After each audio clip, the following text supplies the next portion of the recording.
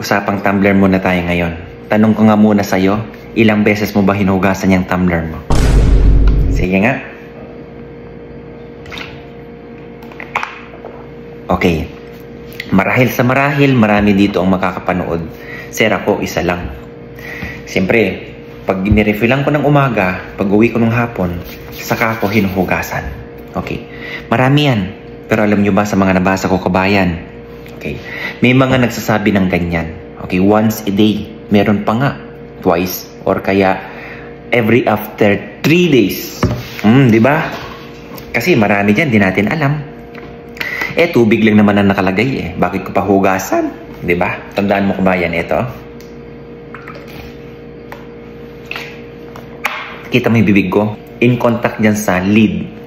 Marami naman ang ibang klase ng tumbler. Okay, may tumbler na may straw. May tumbler na ganito. May tumbler na, okay, yung pinipress. Okay? Pero tandaan nyo kabayan, kahit ikaw gumagamit ng straw, nagkakaroon pa rin yan ng backflow. May konti dyan na bumabalik na isasama pa rin dyan sa tubig mo, yung galing sa laway mo. Marami po ako nabasang mga research dyan regarding sa tumbler. Nakot yung attention ko dahil may isang grupo na gumawa, microbiologists. Gumawa sila ng random na specimen. Kung sino ang nakikita nila sa kanilang lugar na merong tumbler. Tapos kinukuhanan nila ng sample for culture. Ngayon, nagtaka sila kabayan. Dahil yung kinuhanan ng mga tumbler ay marami ang growth ng microorganisms. Saan ang galing yun? Diyan sa labi mo, diyan sa bibig mo kabayan. Tandaan, itong labi natin, trillions of microorganisms ang andyan. Baka itong dahilan, okay, kung bakit hindi nawawala yung pagkaubo mo. Hindi nawawala yung sipon mo. At ikaw, parang naninikip lagi yung dibdib mo. Hindi nawawala yung allergic rhinitis mo. Baka dahil dito. Base sa mga pag-aaral kabayan, alam nyo ba na ang pinakamagandang panghugas ng tumbler, regardless man yan. Kasi may iba-ibang klase ng tumbler. May gawa sa plastic, may gawa sa aluminum, may gawa sa stainless, hindi po ba? Ang pinaka-the best kabayan, eto.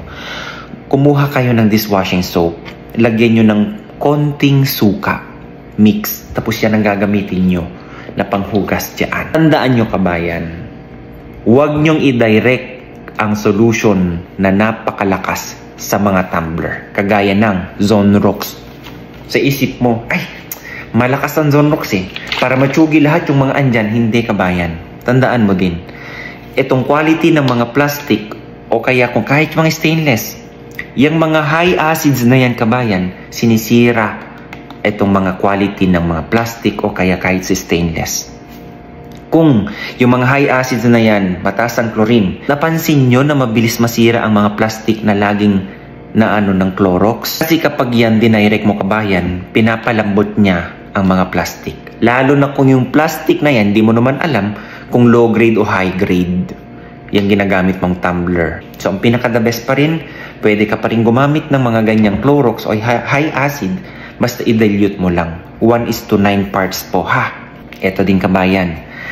Kapag kayo naghuhugas ng mga ganito, huwag nyong i-scrub ng mga matitigas na mga bagay dyan. Kasi may mga ginagamit na pang-scrub na may makikita ka dyang maliliit, di ba? Kung sino man ang gumagamit niyan, yung maliliit na parang bakal, na pang-scrub nyo dyan, pwede niyang may-scrape o pwede niyang ma-damage itong metal man yan o aluminum man yan o kaya plastic man yan. Tandaan nyo kung plastic ang ginagamit nyo at masyado nyong kinakayod yung na yan, pwede yang, ayun, magkakaroon yan ng guhit doon at hindi nyo alam kapag kayo nag-refill, hindi nyo naman nakikita yung microplastic kabayan. Tandaan nyo. Okay, may pag-aaral kabayan na ang microplastic nakikita na sa loob ng puso. Sumasama na sa dugo kabayan. Iyon ang pinakaiwasan nyo.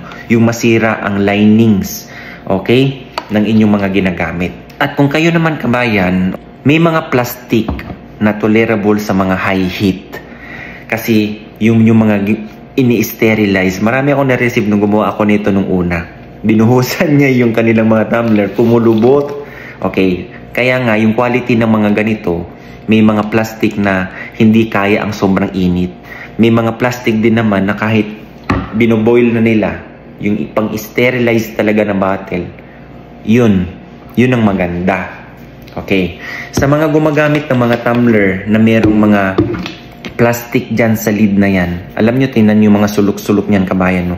Kailangan yan maabot ng panlinis nyo. Kasi kapag ito, yan, yung loob na yan, pag in-scrape mo yan at madulas na, kabayan, iba na yan. Sinasabi ko sa'yo, yan ang dahilan ng pagkasakit mo o nararamdaman mo ngayon.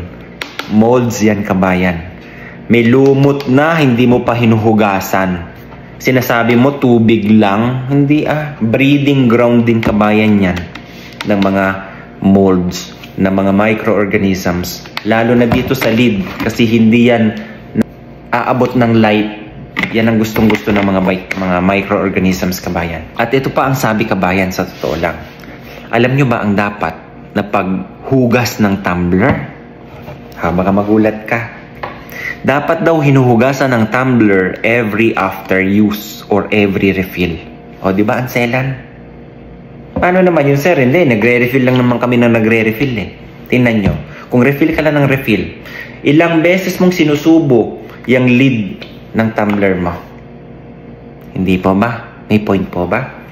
Okay. Yan ang sabi sa mga pag-aaral. Bago nyo refillan, hugasan nyo muna. Hindi. Alam ko marami ang hindi na gumagawa niyan. Basta refill lang ng refill. Ang ginagawa na lang, pag-uwi na lang sa bahay, saka hugasan. Yun ang sabi sa studies po, kabayan, ha? Meron din man nagsasabi na, hindi, ako lang din naman ang gumagamit eh. Kabayan, ganito. I-considera nyo din yung mga environmental microorganisms. Na-expose kasi ito, kabayan eh. Hindi po ba? Pwede din makakontribute dyan sa mga pwedeng mamugad dyan sa loob ng tumbler natin. Okay? So, kung every after use, okay ang selan. Sa kabayan, huwag po kayong tamarin kung ang pinag-uusapan kaligtasan ng ating kalusugan. Okay? Pero alam ko marami ang hindi gumagawa niya. Okay? So, yun lang, kabayan. Pauwi na kasi tayo. Naway, yung tumbler mo na ginagamit ngayon, sige nga, tingnan mo yung loob niya. Kung madulas yan, matagal mo nang hindi hinugasan yan. Okay? Kahit tubig ang man ang nakalagay dyan, kabayan, kailangan malinis pa rin yan. God bless everyone. Alagaan nyo po yung kalusugan nyo, ha? Bye-bye.